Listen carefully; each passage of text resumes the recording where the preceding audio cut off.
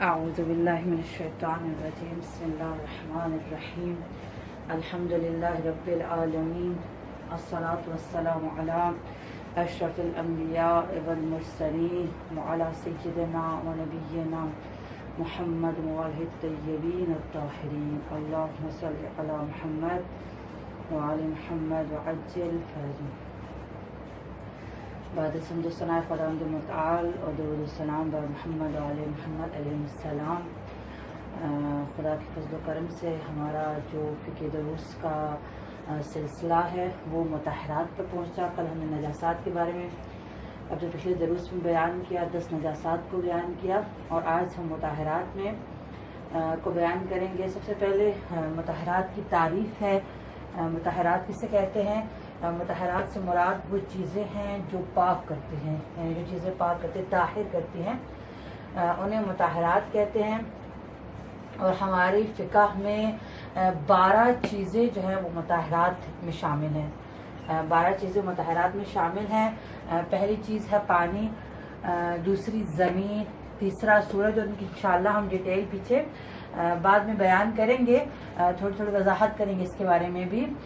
پانی ہے، زمین، تیسرے نمبر پر سورج، استحالہ، انقلاب، انتقال، اسلام، تبعیت، عین نجاست کا زائل ہونا، نجاست خور حیوان کا استبراء، مسلمان کا غائب ہونا، اور ذبیحہ کے بدن سے خون کا نکل جانا۔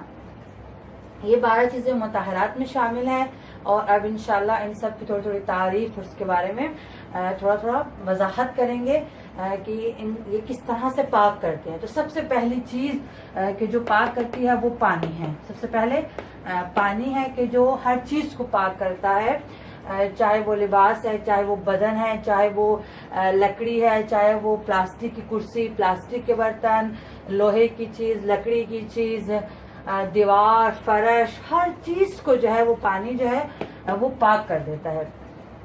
لیکن پاک کرنے کے لیے پانی کی کچھ شرائط ہیں۔ نجس چیز کو پاک کرنے کے لیے پانی کی مدرجہ ذیل شرائط ہیں، 4 شرائط ہیں۔ یہ شرائط ہوں گی تو پھر پانی پاک کرے گا۔ سب سے پہلی شرط یہ کہ پانی خود پاک ہو، پانی خود پاک ہو۔ جب وہ خود پاک ہوگا تو پھر ہی وہ نجس چیز کو پاک کرے گا۔ اگر وہ خود نجس ہوگا تو کیسے پاک کرے گا؟ تو پہلی شرط یہ ہے کہ پانی خود پاک ہو جس ہم پانی سے پاک کریں۔ جیسے کہ میں نے پچھلے درس میں بتایا کہ بعض اوقات ہم کیا کرتے ہیں، ہمارا مثلا ہاتھ سے کٹ لگا یا ہمارا ہاتھ نجس ہے اور ہم قلیل پانی میں ٹب میں اس ہاتھ کو ڈبو کے پانی نکالتے ہیں، تو جب ہم ہاتھ کو ڈبوتے ہیں تو خود پانی نجس ہو جاتا ہے۔ جب وہ پانی نجس ہو جائے گا تو وہ کیسے پاک کرے گا؟ ہاں، اگر ایک ٹب میں نلکا کھلا ہوا اور پیچھے وہ متصل ہے ایک بڑی ٹینکی سے، تو پھر یہ کور پانی ہے، ہمارے صرف ہاتھ ڈبونے سے نجس نہیں ہوگا، کیونکہ کور پانی اس وقت تک نجس ہوتا ہے جب تک اس کا رنگ، بو یا ذائقہ تبدیل نہ ہو جائے۔ لیکن اگر قلیل پانی ہے تو جیسے ہمارا ہاتھ نجس، ہاتھ بیچ میں ڈپ کیا، پانی سارا نجس ہو گیا۔ جب خود پانی نجس ہوگا تو وہ کیسے کس چیز کو پاک کرے گا؟ اور بعض اوقات جیسے کہ واش روم میں بالٹی یا ٹب بھر کے رکھتے ہیں، اور جب وہ پیشاب کرتے ہیں، اگر پیشاب کی چھینٹیں اڑ کر اس ٹب میں پڑتی ہیں وہ خود نجس ہو جائے گا، تو پھر کیسے پاک کرے گا؟ تو سب سے پہلی شرط یہ ہے کہ پانی خود پاک ہو۔ دوسرا مطلق ہو۔ مطلق کی ہم ڈیفینیشن پڑھ چکے ہیں کہ مطلق پانی وہ ہے کہ جو نہ کسی چیز سے نکالا گیا ہو، نہ اس میں کوئی چیز ملائی گئی ہو، جو صرف جسے پانی کا ہے، جو سادہ پانی ہم استعمال کرتے ہیں۔ تو پانی کا ہونا چاہیے، مطلق ہونا چاہیے۔ اگر ارکے گلاب سے آپ کہیں کہ پاک کر لیں تو ارکے گلاب سے پاک نہیں ہوگا۔ دودھ سے کہیں پاک کر لیں، مثلا کسی جوس سے کہیں، تو یہ چیزیں پاک نہیں کریں گی۔ پاک کرنے کی شرط یہ ہے کہ پانی مطلق ہو، مطلق ہو، نہ وہ کسی چیز سے نکالا گیا ہو اور نہ اس میں کوئی چیز ملائی گئی۔ اگر پانی بالکل کیچڑ سا مٹی کی طرح ہو گیا ہے تو وہ پاک نہیں کرے گا۔ اگر بالکل صرف والا پانی ہے، دیکھیں اس میں مطلق پانی میں یہ ہے کہ جس کے بعد اس کو پانی نہ کہا جائے۔ اگر ہلکا سے مٹی ملی ہوئی ہے تو پھر اس سے نہیں کہیں گے کہ یہ مضاف ہے، نہیں، اس کو مطلق ہی کہیں گے۔ اگر ہلکا سا پانی کا کلر چینج ہے، اگر ہلکا سا سرف کے جیسے جیسے جھاگ سی رہ گئی ہے، سرف نہیں ہے اندر لیکن جھاگ سے ہے، تو اس کو مطلق ہی کہیں گے، وہ مضاف نہیں ہوا۔ مطلق پانی اس وقت مضاف ہوتا ہے جب اسے پانی نہ کہا جائے۔ اب کہ یہ بالکل صرف ہے، صابن ہے، یہ پانی نہیں ہے، یہ مٹی کا کیچڑ بن چکا ہے، پانی نہیں ہے۔ تو وہ مضاف ہوگا. تو پانی پاک کرنے کے لیے شرط ہے کہ پانی کا ہونا چاہیے مطلق ہونا چاہیے. تو اگر ہلکا پھلکا رنگ نکل جاتا ہے یا ہلکا پھلکا سا مٹی ملی ہوئی ہے تو وہ مطلق یا مضاف نہیں ہے. تیسری شرط یہ ہے کہ دھونے کے دوران مضاف نہ ہو جائے. جب چیز کو دھو رہے ہیں، یعنی اگر چیز جیسے کہ ہم نکالتے ہیں واشنگ مشین سے کپڑوں کو تو ان میں صرف ہوتا ہے، صابن ہوتا ہے. جب ہم اس کو پانی میں ڈالتے ہیں تو پانی کیا ہو جاتا ہے؟ سارا صرف صابن ہو جاتا ہے پانی. تو وہ چیز کو پاک نہیں کرتا. پھر ہم وہ پانی گراتے ہیں، پھر ہم ایک اور پانی ڈالتے ہیں، پھر اس کا صرف صابن نکالتے ہیں. جب ہم آخری مرتبہ اس چیز کو پاک کرنے لگتے ہیں تو اس وقت پانی مطلق ہونا چاہیے، مضاف نہیں ہونا چاہیے. یعنی جب ہم نے پہلے کپڑوں کو ڈالا وہ صرف صابن والا پانی تھا، وہ کپڑوں کو پاک نہیں کرے گا.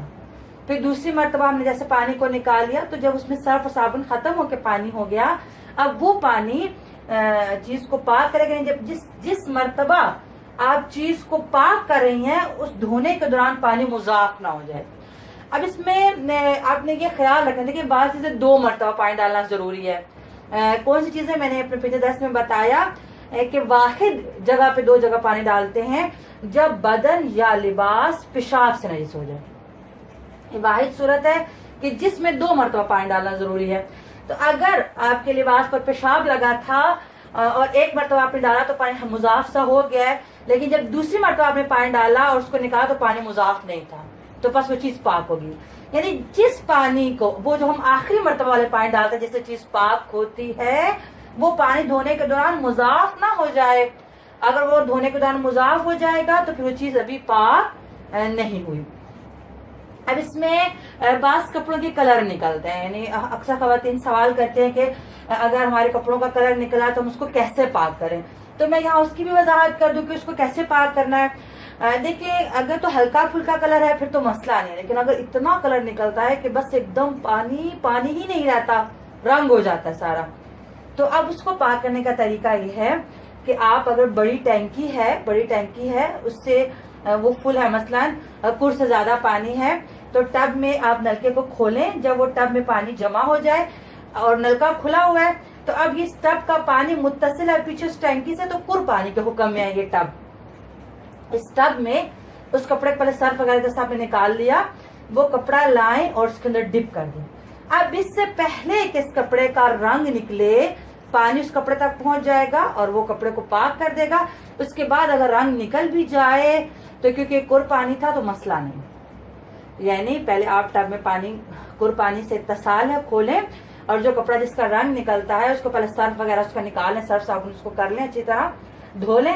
اب آخری مرتبہ پاک کرنے کے لیے آپ نے کیا کرنا ہے کہ نلکا کھولا ہوا ہے، پیچھے اتصال ہے، یا تو جیسے بعض ہمارے گھروں میں لال پمپ ہوتا ہے، موٹریں ہوتی ہیں، وہ موٹر کا پانی وہ بھی کور سے متصل ہے، نیچے جاری تو نہیں کہلائے گا. میں نے اپنے پچھلے درسوں میں بتایا کہ جاری کے لیے کچھ شرائط ہیں لیکن وہ کور تو کہلائے گا.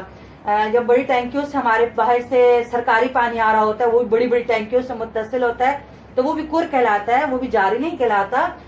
تو وہ کور پانی کے حکم میں ہے. تو جب وہ نلکا کھلا ہوا ہے ٹب میں تو وہ اس وقت ٹب کا پانی کیونکہ نلکے سے متصل ہے اور نلکا پیچھے بڑی ٹینکیوں سے متصل ہے تو وہ کور پانی کے حکم میں ہے. اب یہ کیا کریں، پہلے آپ نے کپڑے کو اچھی طرح دھو لیا، دھو کے اس کی نجاست کو ہٹا لیا، اس میں سے سرف صابن کو نکال لیا. اب اس ٹب میں جو ٹب کا پانی ہے جس میں نلکا کھلا ہوا ہے اس کپڑے کو ڈپ کریں. جب آپ اس کو اس میں ڈالیں گے اس سے پہلے کہ اس کا رنگ نکلے، ظاہر پانی اس تک پہلے جائے گا پھر اس کا رنگ نکلے گا، تو جب پانی اس تک جائے گا تو کپڑا پاک ہو جائے گا. اس کے بعد اس کو نچوڑیں، اگر رنگ نکلے بھی تو مسئلہ نہیں ہے. ایک یہ طریقہ ہے. دوسرا یہ طریقہ ہے کہ آپ نلکے کے نیچے اس کپڑے کو کریں اور اس کپڑے کو گھمائیں اچھی طرح تاکہ پانی اس کے ہر حصے تک پہنچ جائے. تو پہلے پانی پہنچے گا اور پھر اس کا کلر نکلے گا. تو جب پانی پہلے پہنچے گا تو وہ کپڑا پاک ہو جائے گا، نیچے کلر نکلتا بھی رہے تو مسئلہ نہیں ہے. تو اس میں تھوڑا سا مشکل ہو جاتا ہے کیونکہ جب آپ نلکے کے نیچے کرتے تو آپ کو کپڑے کو گھما کے اس کے ہر حصے تک پانی کو پہنچانا ہے. ٹب میں تھوڑی آسانی سے ہو جاتا ہے کہ کپڑا ایک دم بھگویا، اس کو پھیلایا کپڑے کو تو فوراً پانی اس تک پہنچ جاتا ہے. تو دھونے کے دوران پانی مضاف نہ ہو جائے. چوتھی شرط یہ ہے کہ دھونے کے بعد جب دھو لیا کپڑا پاک ہو گیا اب اس پر یعنی نجاست کے ذرات نہ ہو. یعنی آپ نے کپڑے کو پاک کیا، آپ دیکھتے ہیں کہ اس میں پخانے کے بس بچے کے پخانے کے کپڑے ہیں، اس کو دھویا آپ نے پاک کیا لیکن دیکھا کہ پخانے کے ذرے لگے، اب وہ کپڑا پاک نہیں ہوا کیونکہ اب نجاست موجود ہے. آپ نے دیکھا خون کے ذرات لگے ہوئے ہیں، صحیح، یا منی ہے اس کے ذرات لگے ہوئے ہیں، تو پھر وہ کپڑا پاک نہیں ہوا، دھونے کے بعد عین نجاست کے ذرات اس کے اوپر نہیں ہونے تھے۔ اچھا یہاں یہ وضاحت کر دوں کہ بعض اوقات ذرات نہیں ہوتے، رنگ رہ جاتا ہے، جیسے بعض اوقات بچوں کے پخانے کا یلو رنگ، اگر بہت وائٹ کپڑا ہو یا اس طرح کا کپڑا ہو تو کبھی اس پہ رنگ رہ جاتا ہے، نشان رہ جاتا ہے، لیکن اس پہ ذرات نہیں ہوتے، بالکل کوئی ذرہ نہیں ہوتا، لیکن اس کا ایک رنگ صداق سا جاتا ہے۔ یا خون کا بھی اس طرح ہوتا ہے بعض اوقات کہ خون اگر کوئی اس طرح لائٹ کپڑا تھا اس کو کیا تو خون کے ذرات ختم ہو گئے لیکن اس کا یلو سا کلر رہ گیا ہے، تو کلر اگر صرف رنگ رہ گیا ہے، ذرات نہیں ہے، تو کپڑا پاک ہے۔ رنگ رہنے سے مسئلہ نہیں ہے، مسئلہ کیا ہے کہ اس کے ذرات نہ ہو، یعنی نجاست کے یا خون یا پخانا اس طرح کے اس کے ذرات نہ ہو۔ اگر ذرات نہیں ہے بس اس کا ایک ہلکا سا رنگ رہ گیا تو پھر مسئلہ نہیں ہے۔ تو یہ پانی کی شرائط تھی نجس کو پاک کرنے کے لیے۔ اگلا ہے زمین کے زمین جو ہے وہ کس چیز کو پاک کرتا ہے اور کتنی شرائط کے ساتھ پاک کرتا ہے۔ یہ جتنی بھی مطہرات ہیں اس میں سے ہر مطہرات ہر چیز کو پاک نہیں کرتا، صرف پانی ایسا ہے کہ جو سب چیزوں کو پاک کرتا ہے۔ زمین خاص چیزوں کو کرتا ہے، سورج خاص ایک مورد ہے، استحالہ کا خاص ہے، انقلاب ایک خاص ہے، انتقال ایک خاص ہے، اسلام ذرا ایک کافر ہے جو کلمہ پڑھتا ہے مسلمان ہوتا ہے، تو یہ نہیں کہ کپڑے کو اسلام سے پاک کیا جائے یا لکڑی کو اسلام سے، تو ان تمام کے خاص خاص مورد ہے۔ صرف پانی ایک واحد ایسا ہے کہ جو ہر چیز کو پاک کرتا ہے، ہر نجاست کو پاک کرتا ہے، یعنی کہ جو نجاست لگی ہو۔ اب کافر کو تو پانی بھی پاک نہیں کرے گا ظاہر جب تک وہ کلمہ نہ پڑے، تو یعنی کہ خاص مورد ہیں، انشاءاللہ کے بھی تھوڑی تھوڑی وضاحت کریں گے کہ کون سی چیز کس کو پاک کرتی ہے اور اس کی شرطیں کیا ہیں پاک کرنے کی۔ ابھی ہم نے پانی کی وضاحت کی، آگے زمین کی، کہ زمین کس چیز کو پاک کرتی ہے اور کتنی شرائط کے ساتھ پاک کرتی ہے۔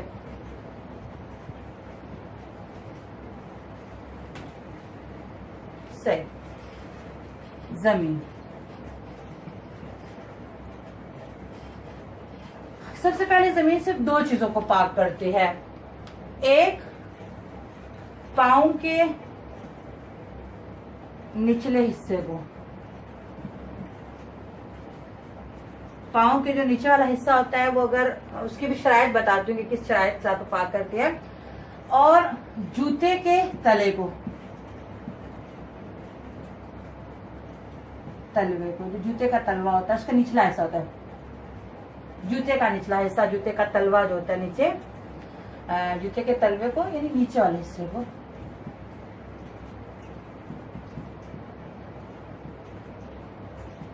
صحیح، زمین صرف ان دو چیزوں کو پاک کرتی ہے، ایک پاؤں کے نچلے حصے کو اور ایک جوتے کے تلوے کو پاک کرتی ہے، لیکن اس کے بھی کچھ شرائط ہیں، یعنی زمین کے پاک کرنے کی بھی شرائط ہیں۔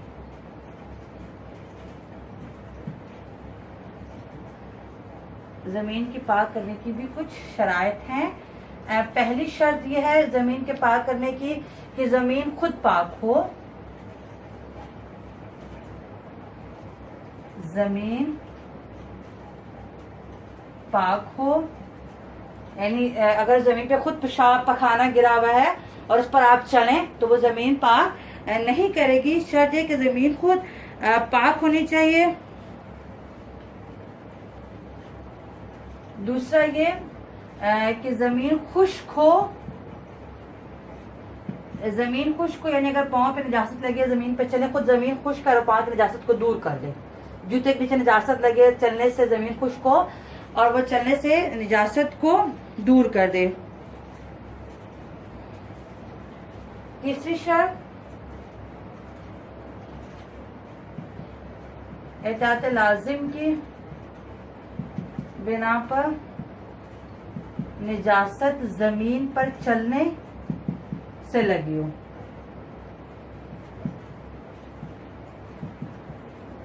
یعنی زمین کب پاک کرتے، یعنی نجاست زمین پر ہی چلنے سے جوتے پر لگی تھی یا پاؤں کے نچلے حصے پہ لگی تھی۔ اگر اوپر سے پیشاب بچے نے کیا ہوا کہ پاؤں پر لگ گیا، پہلی بات پاؤں کے اوپر کے حصے کو تو زمین پاک ہی نہیں کرتی نا، جوتے کے اوپر کے حصے کو، نیچے کے حصے کو پاک کرتی ہے، اور جو نیچے کے حصے پہ نجاست ہے وہ بھی زمین پر چلنے سے ہی لگنی چاہیے۔ زمین پر ہی نجاست پڑی تھی، چلنے سے لگ گئی، مزید آگے پاک اور خشک زمین ہے اس پر مزید چلنے سے جب نجاست دور ہوگی تو پاؤں اور اس کا جو جوتے کا نچلا حصہ ہے وہ پاک ہو جائے گا۔ اگر نجاست زمین سے نہیں لگی، کہیں اور سے خون آ کے نیچے پاؤں کے لگ گیا ہے یا کہیں اور سے آ کے نجاست لگ گئی ہے تو پھر زمین پاک نہیں کرے گی. زمین کی پاک کرنے کی شرط یہ ہے کہ نجاست زمین پر چلنے سے ہی لگی ہو. صحیح. اگلی شرط اس کی یہ ہے کہ نجاست زمین پر چلنے سے دور ہو جائے.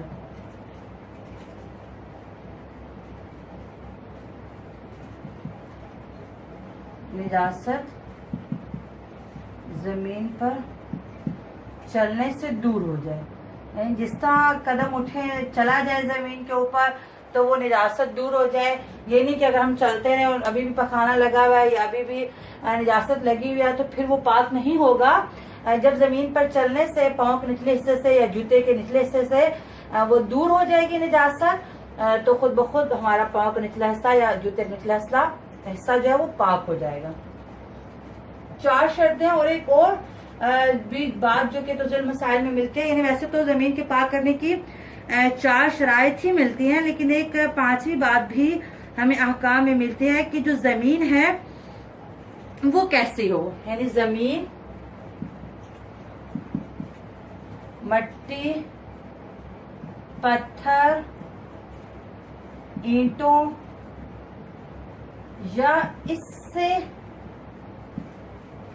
ملتی جلتی چیزوں پر مشتمل ہو. یعنی آپ گھاس پہ چلیں، آپ کارپیٹ پہ چلیں، اس سے پاک نہیں ہوگا. زمین کیسی ہونی چاہیے؟ یا مٹی کی زمین ہے یا پتھروں کی یا اینٹوں کی یا اس سے ملتی جلتی جو چیزیں ہیں، مٹی کی پتھر کو ملا کر اینٹوں کو ملا کر فرش بنا دیا گیا ہے. جیسے سنگ مرمر کے جو فرش ہیں، اس طرح کے جو بھی فرش ہیں وہ پتھروں، اینٹوں، مٹی کو ملا کر جو بنائے جاتے ہیں تو اس زمین پر چلنے سے پاک ہوگا. اگر لکڑی کا ہے اس پہ چلنے سے پاک نہیں ہوگا، گھاس پہ چلنے سے پاک نہیں ہوگا، کارپیٹ پہ چلنے سے پاک نہیں ہوگا. زمین کا یہ ہونا چاہیے کہ وہ مٹی کی ہو، پتھر کی ہو، اینٹوں کے اس سے ملتی جلتی چیزوں سے بنی ہو. تو زمین جو ہے وہ صرف 2 چیزوں کو پاک کرتی ہے، پاؤں کے نیچے والے حصے کو اور جوتے کے نیچے والے حصے کو. ان 2 چیزوں کو پاک کرتی ہے، اور وہ بھی ان شرائط کے ساتھ. پہلی بات کہ زمین پاک ہو، دوسری بات کہ زمین خشک ہو، گیلی نہ ہو، تر نہ ہو، خشک ہونی چاہیے. تیسرا یہ احتیاط لازم کی بنا پر نجاست زمین پر چلنے سے لگی ہو. اگر اوپر سے آ کے نجاست لگی ہے تو پھر اس کو زمین پاک نہیں کرے گی. نجاست زمین پر چلنے سے ہی لگی. مثلا پیشاب تھا، پخانہ تھا، کچھ طور سے ہم گزرے اور وہاں نجاست لگ گئی جوتے کو یا پاؤں کے نیچے والے حصے کو، تو جب ہم مزید آگے چلیں گے اور نجاست زمین پر چلنے سے دور ہو جائے گی تو ہمارا پاؤں کیا ہو جائے گا؟ پاک ہو جائے گا، بشرط یہ کہ وہ زمین مٹی کی ہو، پتھر کی ہو، اینٹوں کی ہو، اس طرح کی ملتی جلتی چیزوں سے بنی ہو. اگر وہ اور کسی چیز، گھاس ہے، لکڑی ہے، تو پھر وہ پاک نہیں کرے گی. تو انشاءاللہ آج کے اتنا درس کافی ہے، باقی مطہرات کو بھی تفصیل سے بیان کریں گے. والحمدللہ رب العالمین.